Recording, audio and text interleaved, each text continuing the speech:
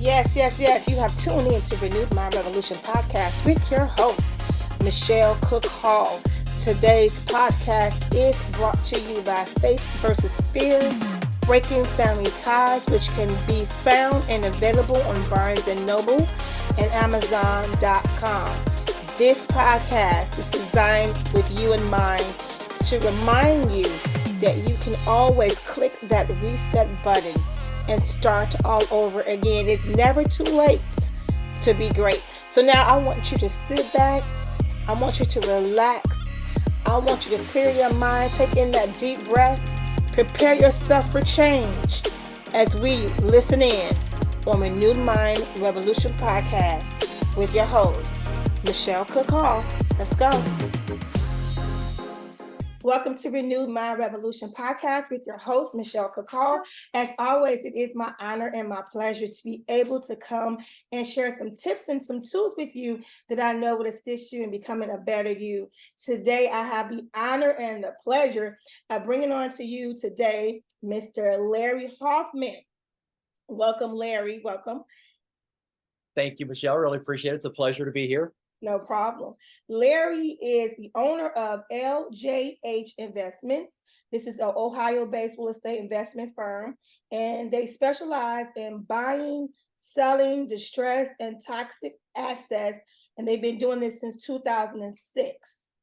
So I was discussing with Larry prior to coming on. One of the things that stood out with me was they buy properties that are behind on payments, pre-foreclosures, or performing notes.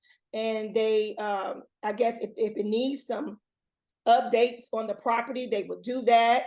But somehow, some way, they work things out when they can even probably keep the person in their home. Is this true, Larry? Yeah, essentially what I do is, what you're talking about. When the borrower gets behind on these payments, just like to a bank, I'll typically go in and I'll buy these they're called non-performing notes. Okay. And often, and typically when I buy these things, I'm anywhere between 30 to 60 cents on the dollar on the value of the unpaid principal balance. Okay. Depending on whether it's a judicial state, non-judicial, how far they're behind. I mean, so all of these things come into factor on how steep of a discount you get. So my end goal, my business end goal is not to foreclose on them. That I will do anything and everything to keep them in that property, to do a loan modification, try to work it out, to get them back on track. So as I always say, is I rehab the borrower and not the property. Wow.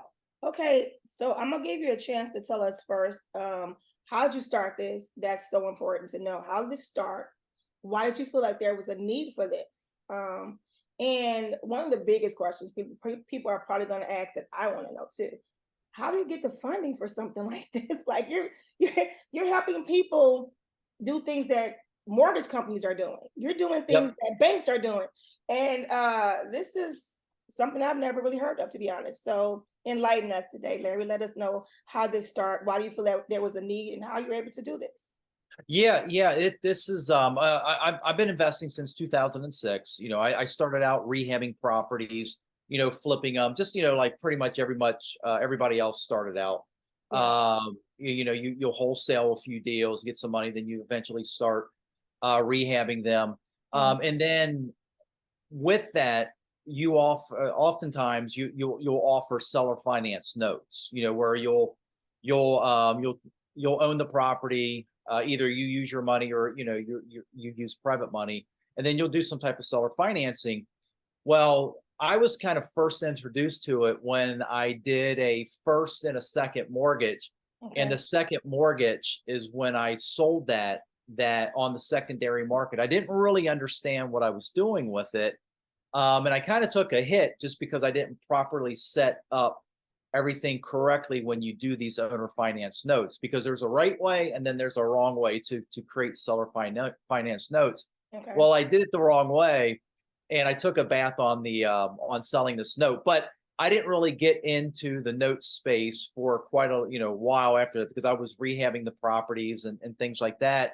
And honestly, I just I just really got tired of being the landlord with the, Mhm. dealing with the tenants, the toilets, and the trash outs, and figured, there's got to be a better way to this. And then going back to creating that second note, it dawned on me. It's like, well, that's what banks do. Banks loan money. Mhm. They aren't responsible for the repairs or anything like that. They don't chase people down for the money. Um, so that's when it kind of dawned on me to become, I'm no longer the landlord, I'm the lien lord. So I physically, my company owns these notes, Mhm. and they're secured. I only do first performing notes. Mhm. And I have like 5 to 7 different states that I typically buy in. Okay. And once again, everything is backed by real estate. So I go in and I look at these notes, and like I was initially talking about, not only do I buy the non-performing, I do buy performing notes as well. And usually on the performing notes, you're paying pretty much close to par. Par is the asking price, Mhm. depending on where the seller is in their cycle. If they're motivated or not, you can get them at a little bit of a discount. So yeah, I truly love this space. It's a really good space to be in. Yeah. Uh, and then to answer your question, one of your other questions was the money. I use either my personal money, yeah, Mhm. or I use my self-directed IRA money to buy these notes, or I use private funds to actually buy these notes, and I give people an above average return on their investments. So you have investors. I do. Oh, okay. Awesome. Awesome. This is so different. I'm intrigued by this. Um, do you find that it is that people find it easier to come to your company versus a bank or their own mortgage? Is it, do you see that they feel like, okay, this is easier for us to work with you and your criteria versus, because I know with the mortgage companies and the banks, who it's a lot that they'll make you Yeah. go through depending on where you are in your home. If you're having issues Right. or something like that. They sometimes, especially before COVID, Yeah. they kind of made you go through the ringer to, stay in your home after COVID. Yep. Like, we want you in your home. But before that, it was like a lot of, hoops that you had to go through. Right. So do you find that people are drawn more to your company, or are they just like, I don't know about this. Is this legit? What do you think? Yeah, and that's where, when you say people draw, it's not like the borrowers, going out when you get a loan for a house. It's not so much, people are actually tracking me down. Mhm. It's me buying a problem, a pre-existing problem where the borrower is already in place. They had this loan, and then somehow, life happened to them. They lost a job, went through divorce, got sick, and these banks, these hedge funds, and these other investors, they just don't want to deal with it anymore, Okay. and so they sell off these loans. And then that's where I come in and I buy these problems. And then I come in and I try, and I honestly try to help them. I mean, I can give you example after example of just people, I'm buying these notes and nobody's reached out to them, like the banks or the individual investor. They've been trying to get back on track. They've been, worried, losing sleep, Mhm. anxiety, and all types of stuff, worrying about their properties and, foreclosure. And then I buy these notes and I reach out to them. My servicing company reaches out to them. Like I said, the number one goal is to work out a loan modification with them to actually keep them in that property. And it's so refreshing when you have these conversations with people, because it's like you can hear in their voice this leveling of anxiety when you actually help somebody. I mean, I've had multiple people just cry over the Yeah. phone, because it's like I tell them it's fine. We'll do everything we can to help you, but you have to do what you say you're going to do, Right. get back on track. And I mean, but make no mistake about it, that this is a business, Right. and if they don't live up to their end of the bargain, I mean, unfortunately, I will have to foreclose on the property. But that is like the very last thing that I want to do with them. Right. Right. I think what makes this unique to me is that I would assume, this is not my area of expertise, but I would assume that most companies, when they know of a home that is pre-foreclosed or missing payments, when they're reaching out, they're reaching out to snatch the property and kick them out. So I can't speak for all people doing this, but I do know some investors, some note investors, that is their main way of getting um, a property before it actually hit the market. So they're Right, kind of like getting in before becoming a foreclosure and picking it up right, at a pretty good deal, right, right? right, And if that's a person's individual business model, that's what they're that's fine. That's right. what they want to do. But like I said, my initial goal going into it is not, I do not want to own a property. I owned quite a bit of properties. I no longer want to be a landlord. I just want to be a lien lord and own that note and help people get back on their feet and keep them in that house. So because I want to get a really good understanding. So say, someone was, pre-foreclosed, you or foreclosed or whatever, and you got the note and you're working with them and they do everything that they're supposed to do and they're now, in good standing. Yep, What happens with their mortgage? I mean, are you still holding this mortgage? Are you still owning this mortgage? I do. I own it, and that's where it kind of comes into different criterias, like on how many the length that's still left on the loan, whether you Yeah. hold it or if I bought it initially to hold it into my self-directed IRA.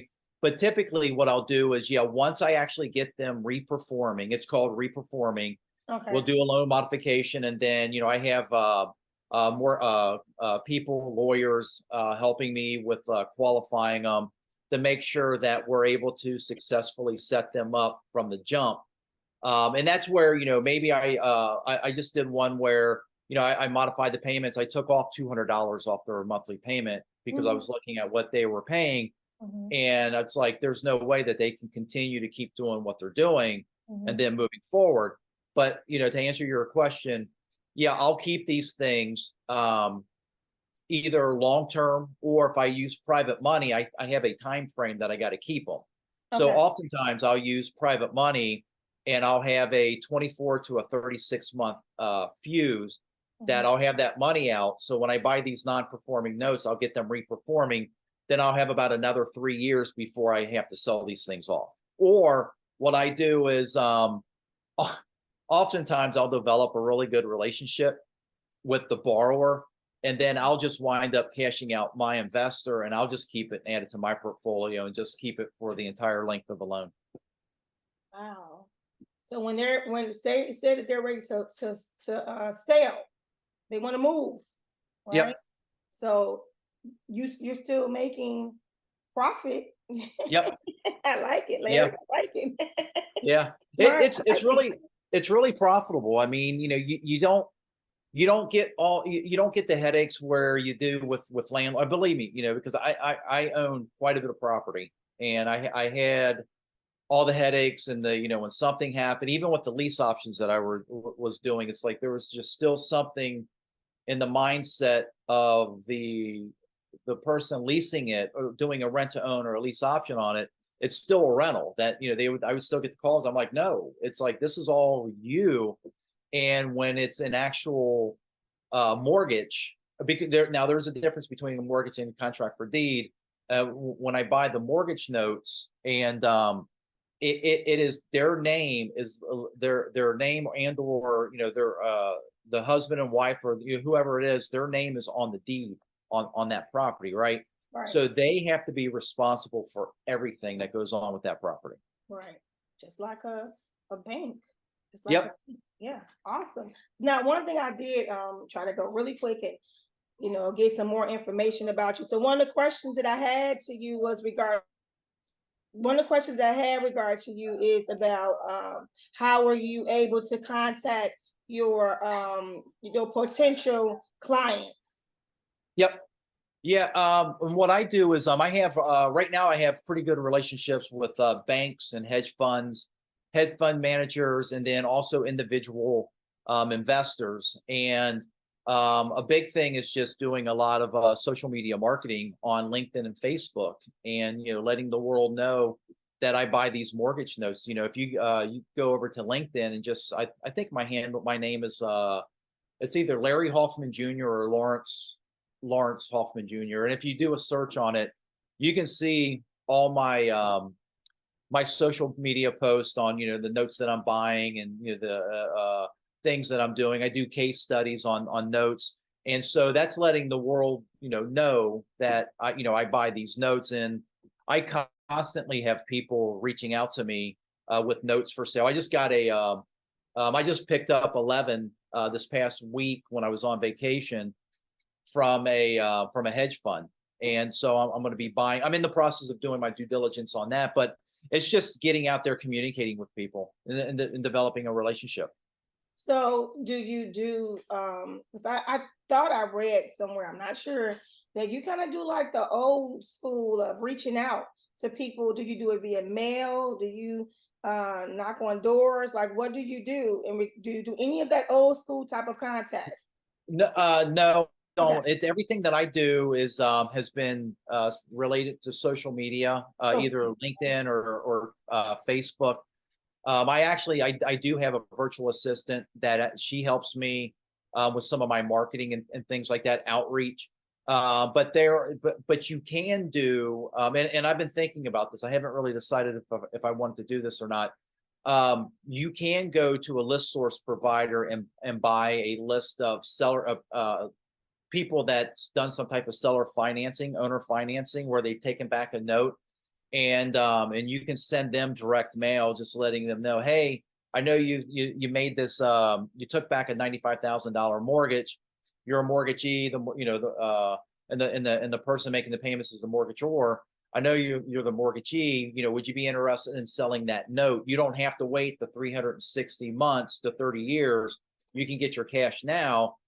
Would you be interested in selling that? And I know there are other note investors out there that's all they primarily do is they Mhm. target people who've taken back an owner finance note. But I haven't done that. I just strictly go to the banks, the hedge fund managers, the servicing companies, that they have these lists of pools of notes that are available for sale. And when I say pool, I mean sometimes they have 14 on them. Sometimes they have like 500 to 1,000, and then you just sift and sort.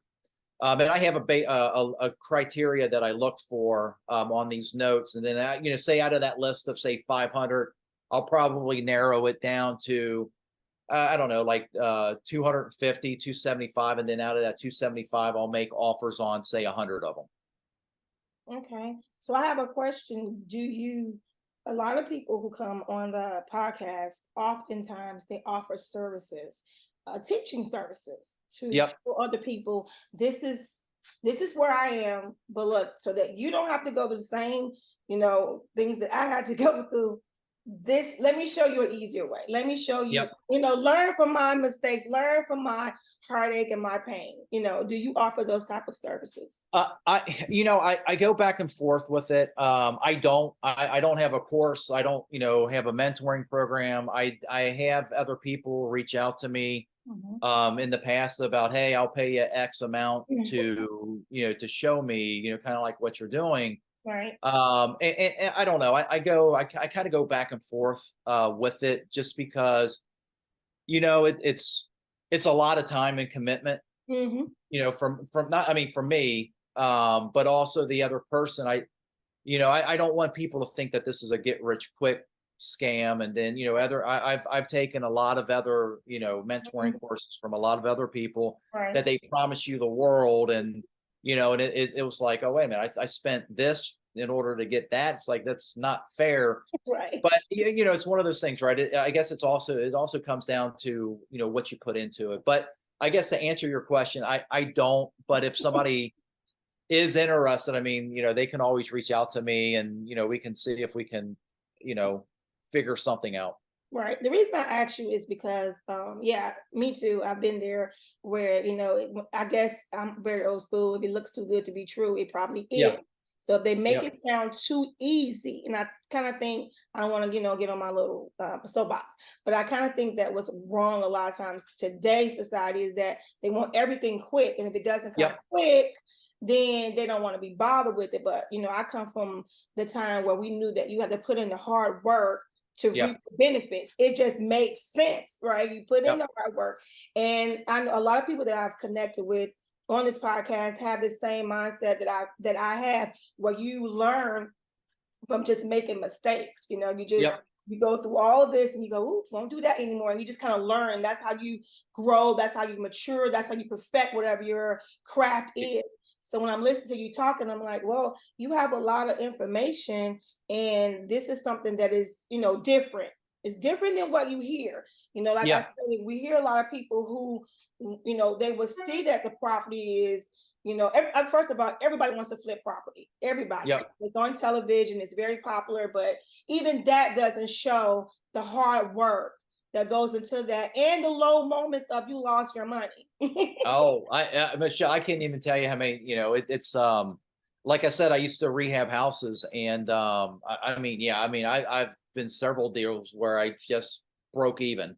Yeah. It's like, and you hear, people always talk about the successes and things like that, and and they don't talk about the failures Yeah. of it, and that's the whole thing, is like with these notes. Mhm. You just don't blindly buy them. You do have to do your due diligence. When you get an offer accepted, what I'll typically do is I'll order a BPO, and then I'll do a title search to Mhm. make sure that the value. So if they're telling me, there's an unpaid principal balance of like 80, and if I bought it for say 60, Mhm. and the house is worth 100, Mhm. I'll order a BPO, and if it comes back that the house is worth 60, Mm. we've got a problem, Right. Right. because you're saying they're upside down, and then you got to go back and renegotiate or just walk away from it.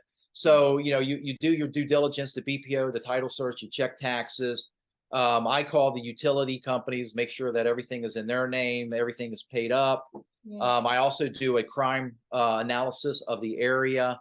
Yeah. I just do a lot of things just to make sure, because when I'm borrowing somebody's money, I want to make sure that what I'm getting into and what they're getting into. So I don't want any gotchas to come up. But this is investing, and you can't foresee what's going to happen in the future. I've had performing notes turn non-performing.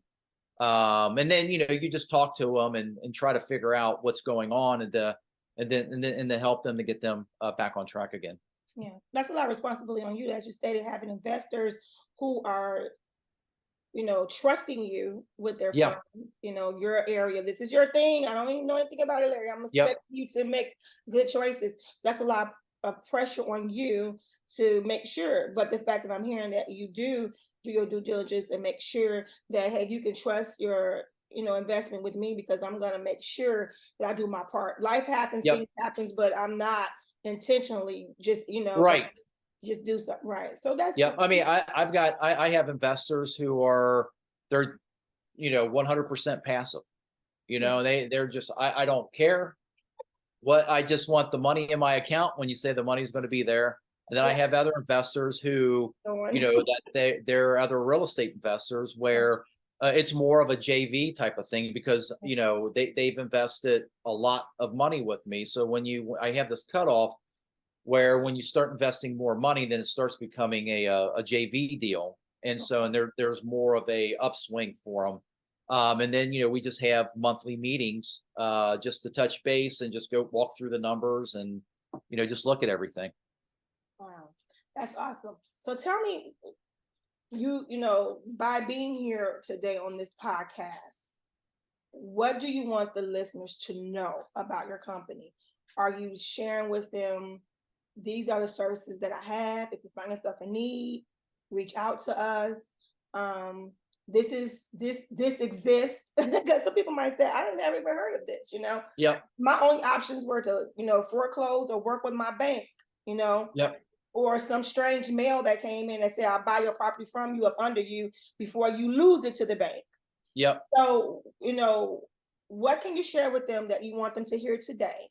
And how can they contact you and your company if they need your services? Oh yeah, for sure. Yeah, I guess one of the things is if they're looking for a way to earn an above average return, right? If they want an alternative, if they truly want a passive route of investing, I can 100% help them with that. It's either we can like partner on it, depending on the amount of money, do a JV deal or just strictly be a passive investor. Okay.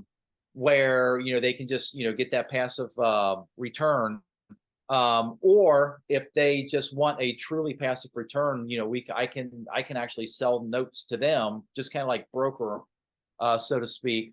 So where that money can just go directly into their self-directed IRA and just grow tax free. So I guess more or less, I would just be more or less looking for, I guess, somebody to be a partner with me. Looking if they're looking to invest, we can have more of a conversation with it. We can just set up like a 30-minute, 40-minute call, and I can just really go over the numbers with them, show them some, case studies, deals that I've done. Right. And then if anybody wants to just get in touch with me, they can just go to and schedule. It's real easy. They can just go to talkwithlarryhoffman.com, TalkWithLarryHoffman.com. And what that'll do is that'll redirect you over to a Calendly link, and then you can just schedule a 30-minute call with me. And that it sometimes it's 30 minutes, sometimes it's an hour, sometimes it's 2 hours. We're just not locked into 30 minutes. We can just set up a Zoom call, and I can just really go over the numbers with people. Okay, so you're looking for investors. So my question would be, you talk about the states that you are, that you're currently able to work in. Your investors, they can come from anywhere? Yes. Okay. Yep. Yeah, and typically when I say the states that I typically work in, I do buy properties across the United States, all 50 states, but I do not do New York, New Jersey, or Cook County, Illinois, just because it's more of a tenant friendly state, and it's just, I just choose not to work in those in those states. But primarily I'm in Ohio, Cincinnati, Ohio. Okay. Ohio, Michigan, Indiana, South and North Carolina, Texas. I don't know if I said Pennsylvania, but those typically those 7 states I absolutely love. Okay. But I will look at other states as well, except for New York and New Jersey. Okay. Sounds good. So they can come from anywhere. And Yep. so do they come from all backgrounds of life? Like, if you Yes. have no idea about it, but you saying to yourself, look, I need to invest in something, because I want to see a profit. I have this money. I don't know what to do Yep. with it. I could take it to, this stock guy, that stock guy, but I don't want to do that. That's confusing. That's complicated. I want to do something with this money, and I'm not sure. They can Yep. come to you and say, hey, Yeah. Okay. Yeah. 100%. Yeah. And that's where, and that's, I've had people come to me where they've only had, and I go as low as these notes. I could buy stuff all the way down to like $25,000. Right. Okay. And then, but I can also work with them to where I actually bought 3 notes in my self-directed IRA, just a couple weeks ago, 13,000, 16,000. I think the other one was like 14,000. On average, I'm getting about a little over 14% return on my money in my self-directed IRA. So if they're looking for something like that, I mean, I can 100% help them with that. But I don't want them to. What I was going to was, I guess what I was kind of driving to is, I had a person come to me and they said, I want to invest with you, and this is my last $25,000. And I'm like, if you need this money to live on, I am not taking your money. Right. You need to get things squared away first before you start investing. Right. because once again, it is investing. And if something happens, I don't want you to be up a, creek in case Right. something happens, Right.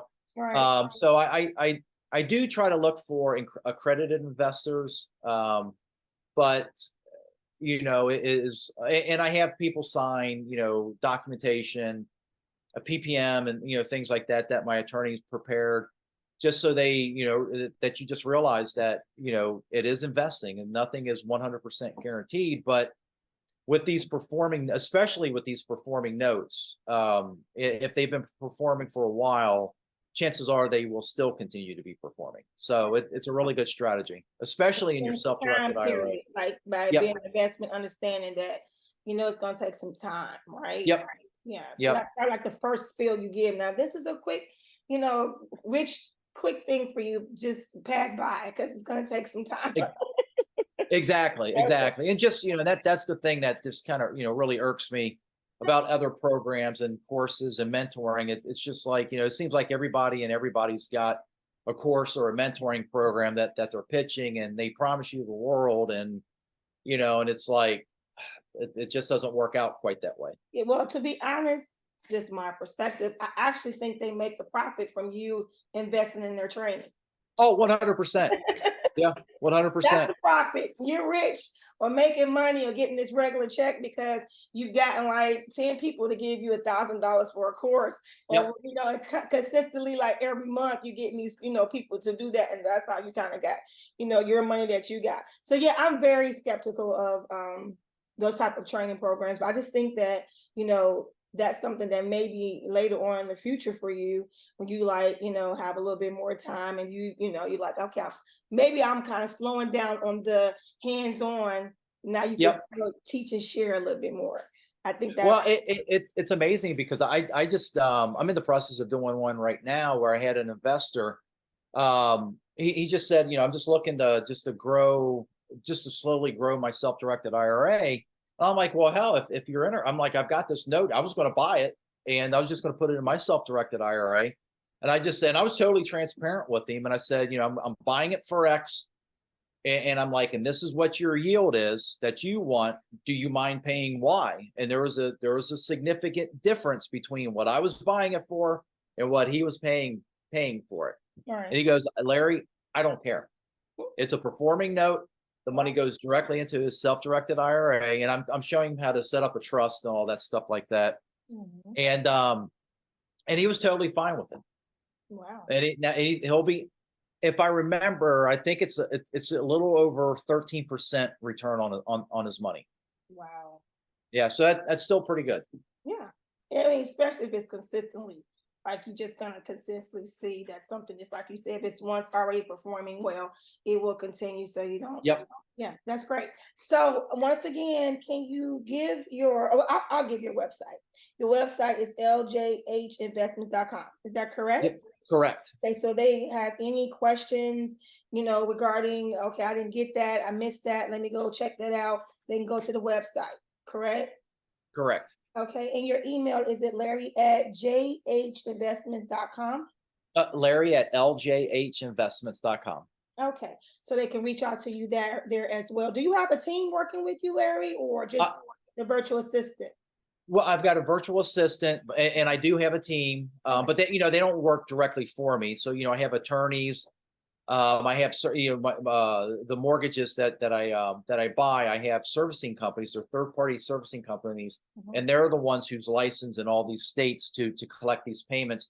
And they collect all the payments. They have the correspondence with the borrowers. They send out the notifications if they're late. They're instructed to start the foreclosure process, and like the loan modification, the outreach programs, and things like that. I do have a title company that I work with, and several. I do have several attorneys that I work with, throughout the states. Awesome. So what it sounds like to me, as my father would say, you have great connections, Larry. Yep, exactly. Connections, that means everything. Well, thank you so much for being on Renew My Revolution podcast. It has truly been my honor to meet you and to chat with you. My pleasure. Yeah, thank you so much. It's been great. I learned a lot, and I'm sure my listeners did too as well. Once again, thank you guys for listening to Renewed Mind Revolution podcast with your host, Michelle Cook Hall, and our guest today, which is Mr. Larry Hoffman. If you have any questions or concerns regarding what he has talked about today, please do not fail to reach out to him. Remember, I love you, but most importantly, God loves you more. God bless you guys.